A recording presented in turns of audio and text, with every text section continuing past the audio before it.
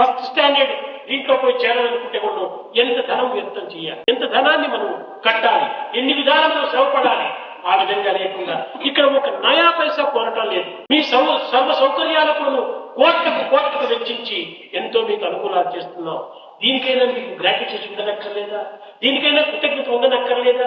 అంత మాత్రం కృతజ్ఞత లేకపోతే ఎవరు చేస్తారు? మీ తల్లిదండ్రులు కూడా చేయలేనటువంటి పనులు నేను మీకు చేస్తున్నాను. ఏ ఆప్తులు కూడా ఆదుకోలేనటువంటి ఒక దీంట్లో మిమ్మల్ని ఆదుకొని మీ దురభ్యాసాలు, మీ దుర్భావములు, మీ దుశ్చేష్టలు కూడా అడగదొక్కడానికి ఎన్నో విధమైనటువంటి ప్రయత్నం చేస్తున్నాను. ఇలాంటి యొక్క ఉన్నత భావంతో ఉన్నటువంటి స్వామి విషయంలో పిచ్చి భావాలు మీకు రావడం అది మీ కర్మనే.